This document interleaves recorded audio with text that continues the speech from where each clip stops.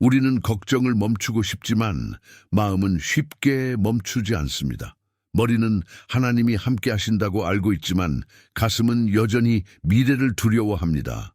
마치 어두운 방 안을 혼자 걷는 것처럼 보이지 않는 곳이 너무 많고 혹시라도 문 뒤에 무서운 것이 있을까 두렵습니다. C.S. 루이스는 이렇게 말했습니다. 믿음이란 감정이 흔들릴 때에도 진리를 붙드는 능력이다. 두려움은 감정이며 진리는 하나님이 우리와 함께 하신다는 사실입니다. 이 두 가지가 충돌할 때 믿음은 감정을 억누르는 것이 아니라 감정을 넘어 진리를 선택하는 것에서 시작됩니다. 우리의 걱정은 대부분 일어나지 않은 일에 대한 것입니다. 내일의 문제, 아직 오지 않은 실패, 혹시라도 생길 수 있는 최악의 상황. 하지만 하나님은 내일이 아니라 오늘날을 살아가라고 말씀하십니다. 예수님도 내일, 일은 내일이 염려할 것이요. 한날의 괴로움은 그 날로 족하다. 마태복음 6:34고 말씀하셨습니다. 루이스는 말합니다. 미래는 아직 존재하지 않는다. 하나님은 지금이라는 순간에 우리를 기다리신다. 그렇다면 두려움은 미래를 붙드는 것이고 믿음은 오늘 하나님께 시선을 돌리는 것입니다. 하지만 우리는 자주 이렇게 말합니다. 알아요. 하나님이 계신다는 건 아는데 그래도 불안해요. 이 고백은 믿음이 없는 것이 아니라 너무 인간적인 믿음의 모습입니다. 하나님은 우리의 연약함을 책망하지 않으십니다. 오히려 그 연약함 때문에 우리를 더 가까이 부르십니다.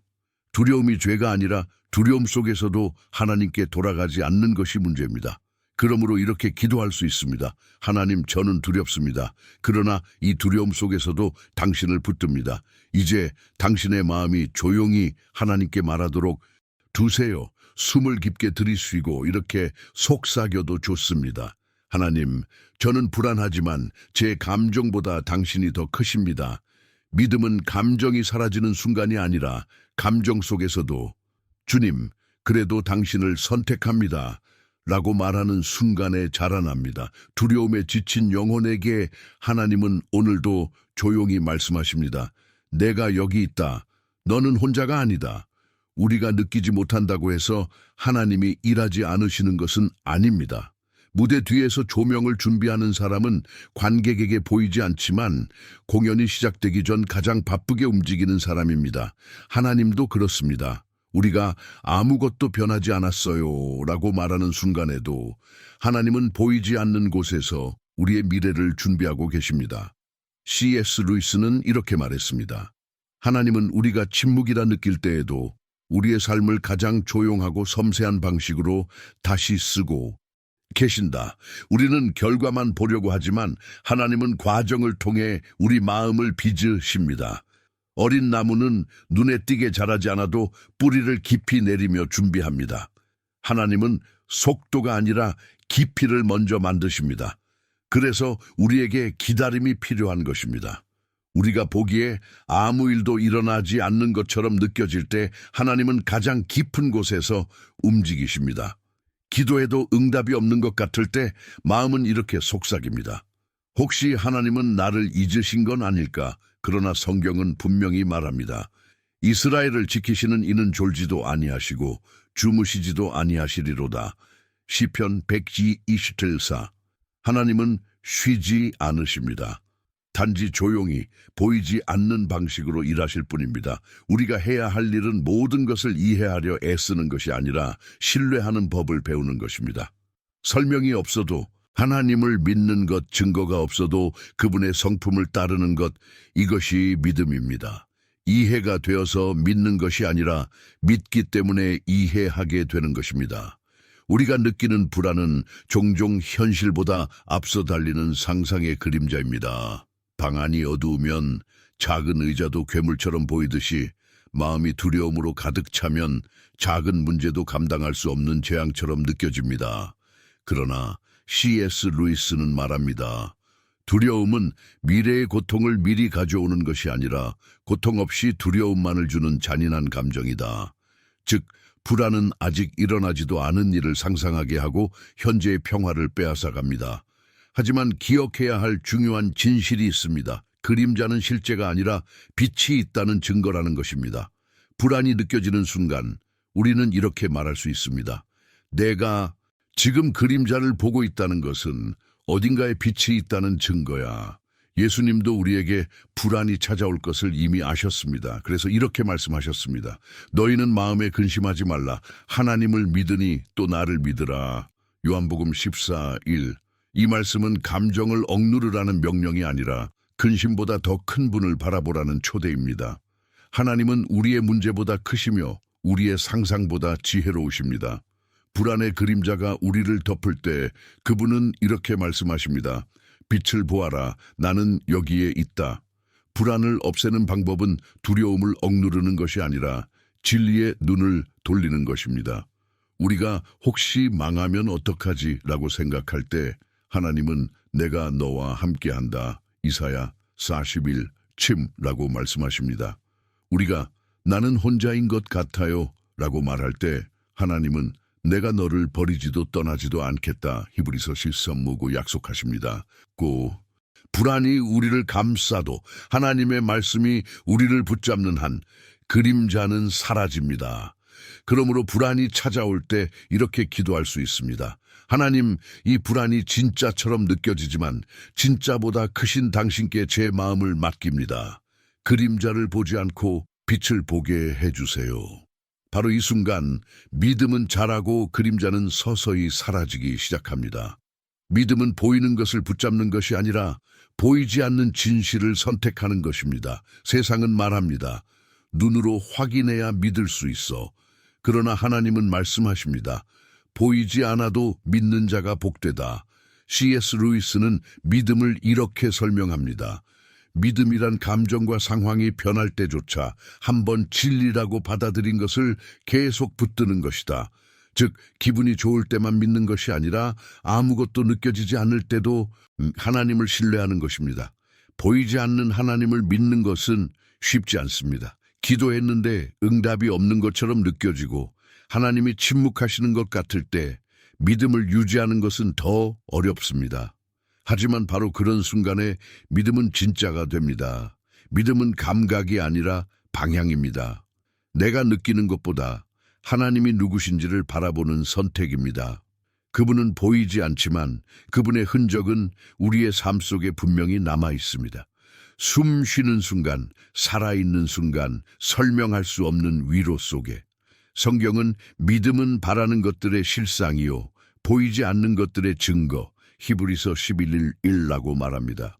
이 말은 믿음이 현실을 무시하라는 뜻이 아니라 현실보다 더 깊은 진리를 붙들라는 뜻입니다. 현실은 흔들릴 수 있지만 진리는 흔들리지 않습니다. 그래서 믿음은 상황이 좋아지면 생기는 감정이 아니라 상황이 흔들릴 때 하나님을 붙잡는 의지입니다. 당신의 삶에도 지금 보이지 않는 시간이 있을지 모릅니다. 기도해도 변화가 없고 기다려도 길이 열리지 않는 것처럼 느껴질 수 있습니다. 그러나 보이지 않는다고 해서 하나님이 계시지 않은 것은 아닙니다. 하나님은 종종 조용히 그러나 가장 결정적인 순간에 일하십니다. 그러므로 이렇게 고백해도 좋습니다. 하나님, 저는 아직 보지 못하지만 당신은 이미 보고 계신 줄 믿습니다. 이것이 바로 보이지 않는 하나님을 신뢰하는 믿음이며 루이스가 말했던 그 이성 위에서 마음을 다시 세우는 용기입니다. 우리는 종종 하나님이 너무 느리다고 느낍니다. 기도는 계속되지만 문은 열리지 않고 시간은 흘러가는데 아무 일도 일어나지 않는 것 같습니다. 그러나 성경에서 하나님은 빠른 분이 아니라 정확한 분입니다. 하나님은 우리의 시계를 따라 움직이지 않으시지만 한 번도 늦은 적이 없습니다. 성경 속 많은 기적들은 갑자기라는 단어로 시작됩니다. 이스라엘 백성이 홍해 앞에서 절망했을 때 갑자기 바다가 갈라졌고 예수님이 죽은 지 사흘째 되는 날 갑자기 돌이 굴려졌습니다. 하나님은 천천히 준비하시지만 행동하실 때는 순간입니다. C.S. 루이스는 이렇게 말했습니다. 하나님은 우리가 기다리는 동안 우리의 마음을 준비시키신다. 그리고 그 준비가 끝나는 순간 우리는 그것을 기적이라 부른다. 하나님이 늦으시는 것이 아니라 우리가 아직 준비되지 않았을 수 있습니다. 하나님은 응답보다 먼저 우리의 마음을 다듬으십니다. 마치 조용히 나무 뿌리를 깊게 내리게 하시듯 보이지 않는 곳에서 믿음의 기초를 만드십니다. 우리가 느끼는 침묵은 하나님이 아무것도 하지 않아서가 아니라 모든 것을 준비하고 계시기 때문일 수 있습니다. 하나님은 우리가 기대하지 않은 순간에 가장 아름다운 방식으로 응답하십니다. 그러므로 기다림은 시간 낭비가 아니라 하나님의 타이밍을 위한 공간입니다. 당신의 삶에도 아무 일도 일어나지 않는 침묵처럼 느껴지는 시간이 있을 것입니다. 하지만 기억하세요. 하나님의 갑자기는 준비 없는 우연이 아니라 오래 준비된 은혜의 순간입니다. 우리가 할 일은 조급함이 아니라 기다림 속에서 믿음을 지키는 것입니다. 많은 사람들은 믿음이란 특별한 감정을 느끼는 것이라고 생각합니다. 하지만 C.S. 루이스는 믿음을 이렇게 정의했습니다. 믿음이란 감정이 사라질 때조차 진리를 붙드는 의지다. 믿음은 따뜻한 느낌이나 눈물이 아니라 보이지 않아도 하나님을 선택하는 결정입니다.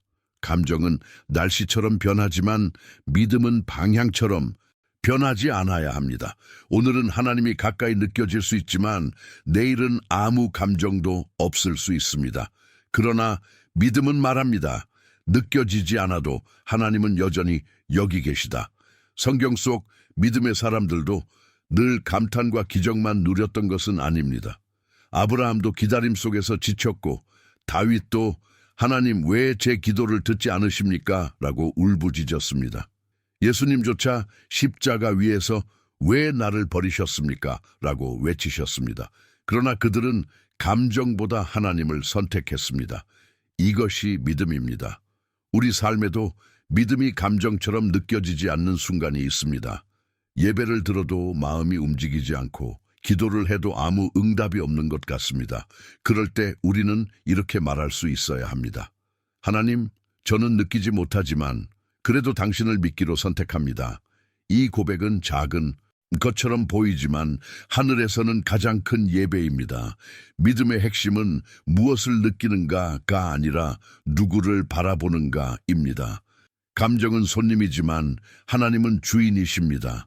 그러므로 믿음은 매일의 작은 선택에서 시작됩니다. 오늘도 하나님을 신뢰하겠습니다. 이 말이 바로 믿음입니다. 우리는 자주 내일을 걱정하느라 오늘의 은혜를 놓칩니다. 내일은 어떻게 될까? 실패하면 어떡하지? 병이 나아지지 않으면. 하지만 예수님은 말씀하셨습니다. 내일 일은 내일이 염려할 것이요 한날의 괴로움은 그 날로 족하니라. 마태복음 6:34. 즉 하나님은 내일의 은혜를 오늘 주시지 않습니다. 오늘 살아갈 은혜는 오늘에만 충분하게 주십니다. C.S. 루이스는 말합니다. 하나님은 우리에게 지금이라는 순간만 주신다. 과거는 이미 지나갔고 미래는 아직 오지 않았다. 하나님은 현재의 순간에서 우리를 기다리신다. 불안은 미래를 붙잡고 있지만 은혜는 항상 현재에 있습니다. 우리가 내일을 걱정하면 아직 오지 않은 고통을 미리 느끼는 것뿐 아니라 오늘 주신 위로도 잃게 됩니다.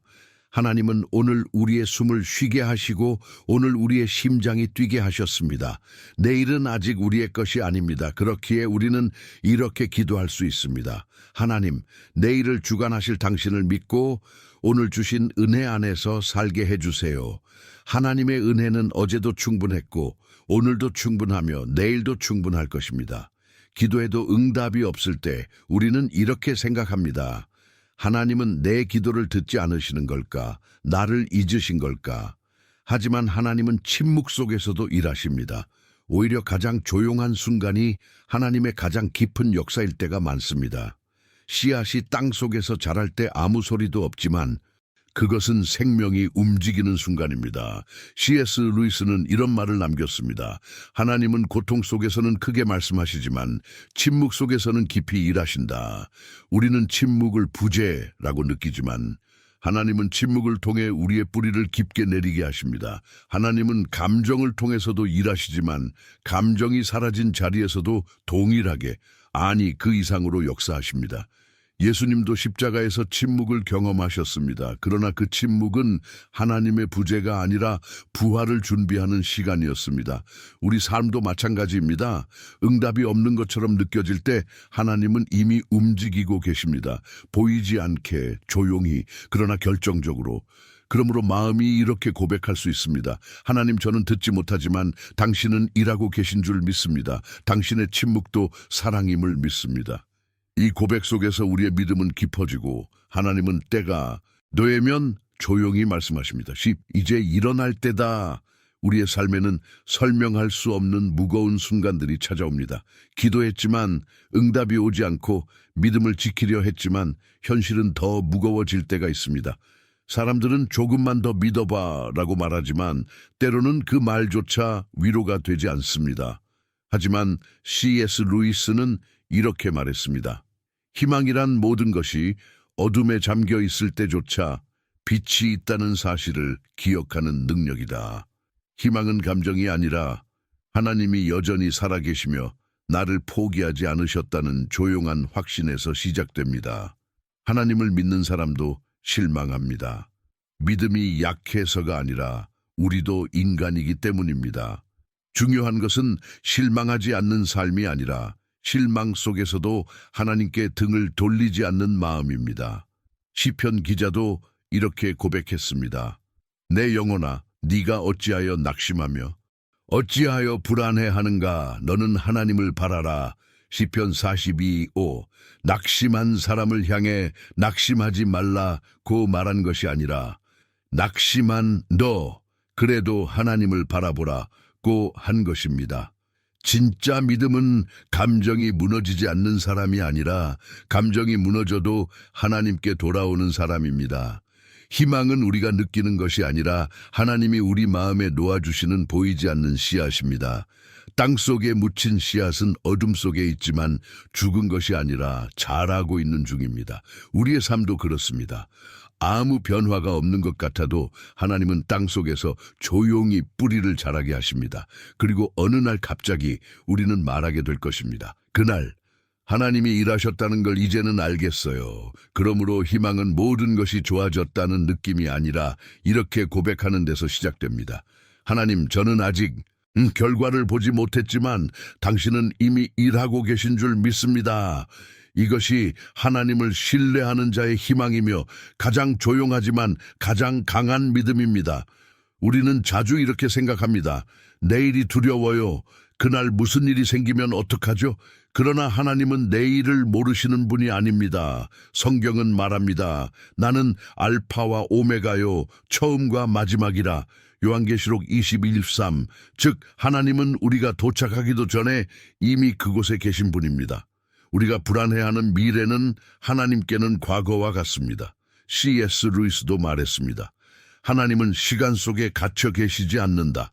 그분은 이미 우리가 도착하지 않은 내일에도 계신다. 우리가 두려워하는 이유는 내일을 혼자 맞아야 할 것 같아서입니다. 하지만 하나님은 약속하셨습니다. 내가 네 앞서 가며 너와 함께하며 너를 떠나지 아니하며 버리지 아니하리라. 신명기 31:8. 내일이 두려운 것이 아니라 하나님 없이 맞이하는 내일이 두려운 것입니다. 그러나 하나님은 이미 앞서 가셔서 길을 준비하십니다. 우리가 할 일은 내일을 미리 해결하려고 애쓰는 것이 아니라 오늘 주어진 믿음을 지키는 것입니다. 하나님은 하루에 필요한 은혜만 주십니다. 내일을 위한 은혜는 내일 주십니다. 그래서 우리는 이렇게 고백할 수 있습니다. 하나님, 내일이 아니라 오늘 당신을 믿겠습니다. 우리가 평안을 잃는 이유는 대부분 모든 걸 내가 책임지려 하기 때문 말입니다. 가정, 돈, 건강, 미래 다 내 힘으로 버텨야 한다고 생각하면 마음은 무너집니다. C.S. 루이스는 말합니다. 하나님께 인생을 맡기기 전까지는 참된 평화를 알 수 없다. 내려놓음은 포기가 아닙니다. 나 대신 하나님께 맡기는 용기입니다. 예수님도 이렇게 말씀하셨습니다. 수고하고 무거운 짐진 자들아 다 내게로 오라. 내가 너희를 쉬게 하리라. 마태복음 11:28. 많은 사람은 짐을 진 채 예배하고 짐을 진 채 기도하고 짐을 진 채 돌아갑니다. 왜냐하면 맡기는 법을 배우지 못했기 때문입니다. 믿음은 문제를 없애는 힘이 아니라 문제를 맡기는 힘입니다. 하나님께 맡긴다는 것은 이렇게 말하는 것입니다. 하나님, 저는 할 수 없습니다. 그러나 당신은 하실 수 있습니다. 이 고백은 약함이 아니라 참된 예배입니다. 우리가 통제하려 하던 것을 내려놓을 때 하나님은 비로소 일하십니다. 우리는 놓고 하나님은 붙드십니다. 많은 사람이 겉으로는 웃지만 속으로는 이렇게 말합니다. 나는 혼자야. 나 말고는 아무도 내 상황을 모를 거야. 하지만 성경은 이렇게 말합니다. 내가 너를 잊지 아니할 것이라 내가 너를 내 손바닥에 새겼나니. 이사야 49:1-16. 하나님은 당신을 단 한 번도 잊으신 적이 없습니다. 당신이 잠든 밤에도 눈물 흘릴 때에도 말하지 못했던 그 순간에도 하나님은 떠나신 적이 없습니다. C.S. 루이스는 이렇게 표현했습니다. 하나님은 우리가 더는 못하겠다고 말하는 바로 그 순간 가장 가까이 계신다. 우리의 힘이 끝나는 곳에서 비로소 하나님의 능력이 시작됩니다.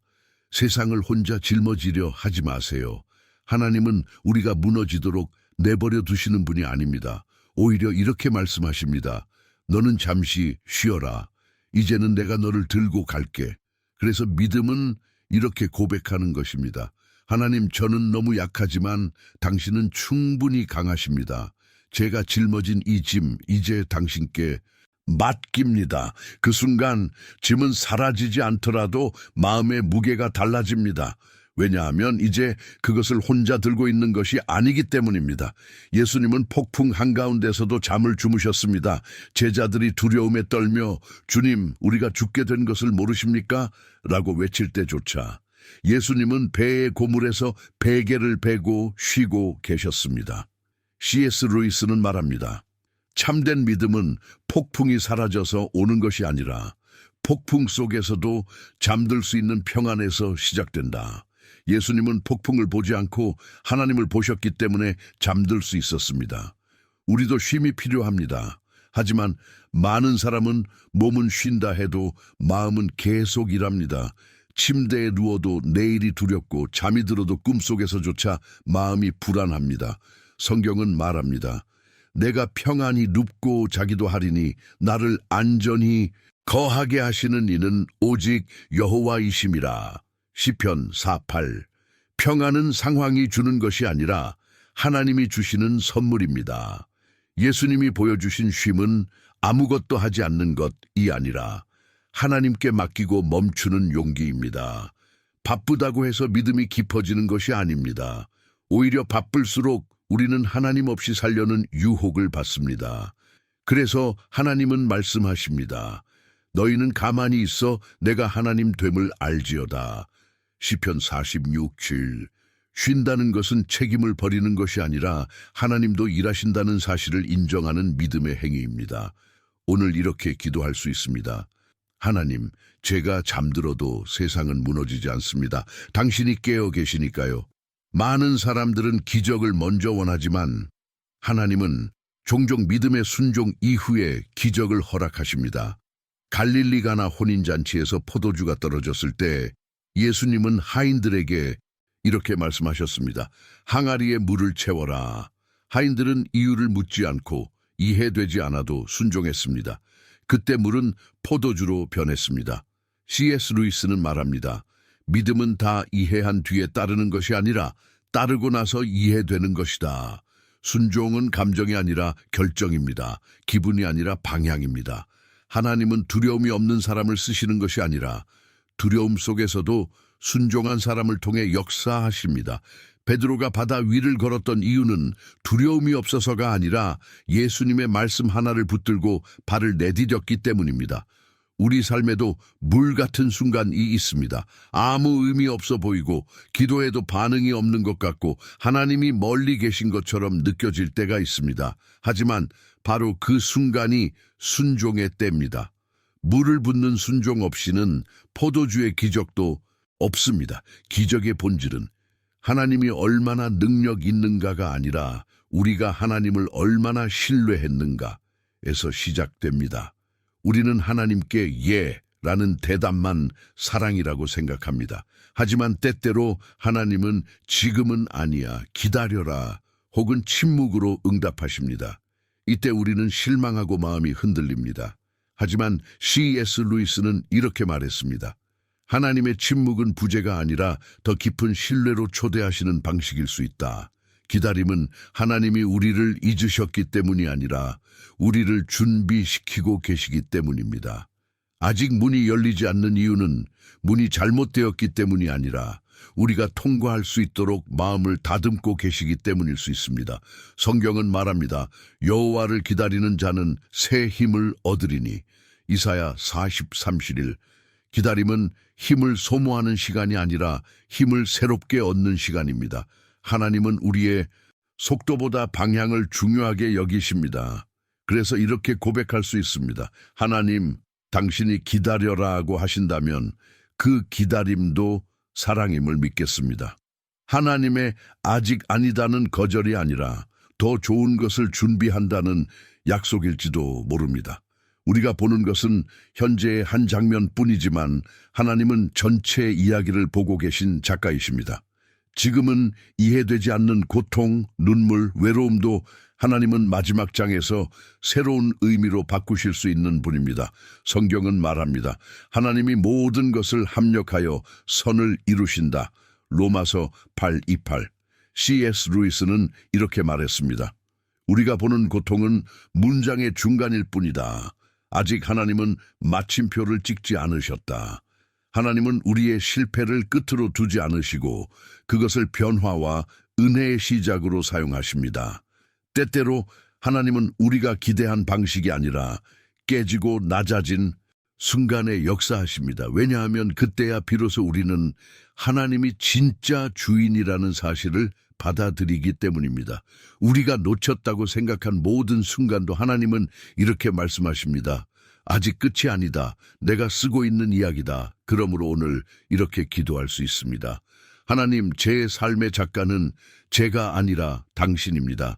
제가 이해하지 못해도 당신이 완성하실 줄 믿습니다. 우리의 마음은 종종 두려움과 걱정으로 무거워지지만 오늘 말씀을 통해 우리는 다시 한번 기억하게 됩니다. 하나님은 여전히 살아계시며 침묵 속에서도 일하시는 분이라는 것을요. 우리가 이해하지 못하는 순간에도 하나님은 우리의 삶을 포기하지 않으시고 오히려 가장 깊은 자리에서 우리를 붙들고 계십니다. 혹시 이 영상을 끝까지 보신 여러분, 지금 여러분의 마음은 어떤가요? 삶의 무게가 너무 무겁다고 느끼시나요? 혹은 아무도 내 이야기를 알아주지 않는다고 느끼나요? 그러나 기억하십시오. 하나님은 여러분의 눈물을 보시고 한숨까지도 들으시는 분이십니다. 오늘 우리가 함께 나눈 이야기가 단순한 말이 아니라 여러분의 삶 속에 실제가 되기를 소망합니다. 여러분은 혼자가 아니며 하나님은 여러분을 결코 버리지 않으십니다. 이 이야기를 통해 여러분은 무엇을 느끼셨나요? 혹시 마음 깊은 곳에서 위로를 받으셨다면 주저하지 말고 댓글로 여러분의 생각을 나눠주세요. 그리고 이 영상이 여러분의 마음에 작은 빛이 되었다면 좋아요를 눌러주시고 더 많은 말씀과 은혜를 함께 나누기 위해 구독도 부탁드립니다. 여러분의 한 번의 클릭이 이 메시지가 더 많은 사람에게 전해지는 통로가 될 수 있습니다. 이제 우리는 가장 중요한 진리, 복음의 중심으로 나아가고자 합니다. 성경 요한복음 3장 16절은 이렇게 말합니다. 하나님이 세상을 이처럼 사랑하사 독생자를 주셨으니 이는 그를 믿는 자마다 멸망하지 않고 영생을 얻게 하려 하심이라. 이 말씀은 단순한 문장이 아니라 하나님 마음의 고백입니다. 하나님은 세상을 사랑하셨습니다. 그 세상 속에는 성공한 사람만이 아니라 실패한 사람도, 믿음이 강한 사람뿐 아니라 약한 사람도 포함되어 있습니다. 바로 여러분도 포함됩니다. 하나님은 여러분이 완벽해서 사랑하신 것이 아니라 여러분이 사랑받을 수 없는 순간에도 사랑하신 분입니다. 그래서 자신의 아들 예수 그리스도를 우리에게 보내셨습니다. 예수님은 우리의 죄를 대신 지시고 십자가에서 죽으셨으며 3일 만에 부활하셨습니다. 왜냐하면 하나님은 여러분이 죄 가운데 멸망하는 것을 원치 않으셨기 때문입니다. 여러분이 해야 할 일은 딱 하나입니다. 예수님을 믿고 그분을 마음의 주인으로 영접하는 것입니다. 그것은 종교를 바꾸는 것이 아니라 삶의 주인을 다시 하나님께 돌려드리는 것입니다. 혹시 지금 마음속에서 이런 생각이 들지 않나요? 나는 자격이 없는데 하나님은 나 같은 사람도 받아주실까? 그렇다면 기억하세요. 예수님은 완벽한 사람을 찾으신 것이 아니라 상처받은 사람, 지친 사람, 길을 잃은 사람을 부르십니다. 그러므로 오늘 여러분이 어디에 있든지 어떤 삶을 살아왔든지 상관없이 여러분도 하나님께 돌아올 수 있습니다. 이제 우리 함께 기도하겠습니다. 하나님 아버지, 오늘 이 말씀을 통해 제 마음 깊은 곳에 있는 불안과 두려움을 내려놓습니다. 저는 스스로 아무것도 할 수 없음을 고백합니다. 주님, 제 삶에 찾아오셔서 저를 붙들어 주옵소서. 예수님, 저는 당신을 제 삶의 구주로 믿습니다. 제 죄를 용서하시고 제 마음의 문에 들어와 주십시오. 이제 제 삶을 제 것이 아니라 주님의 것으로 드립니다. 요한복음 3장 16절의 사랑이 제 삶에도 이루어지게 하시고 제가 하나님의 자녀로 살아가게 하옵소서. 예수 그리스도의 이름으로 기도드립니다. 아멘. 여러분, 만약 이 기도를 마음으로 따라 하셨다면 여러분은 더 이상 혼자가 아닙니다. 하나님은 여러분의 아버지가 되셨고 여러분은 그분의 사랑받는 자녀입니다. 이 믿음의 길을 함께 걸어가길 원하신다면 이 채널과 함께 하세요. 우리는 앞으로도 여러분의 영혼을 깨우는 이야기, 하나님을 다시 바라보게 만드는 말씀을 계속 전할 것입니다. 그러니 구독과 좋아요로 함께 동행해 주시고 이 영상이 필요한 누군가에게 꼭 나눠주세요. 하나님은 여러분을 사랑하시며 여러분의 이름을 부르고 계십니다. 오늘 그 부르심에 예라고 응답하시기를 축복합니다.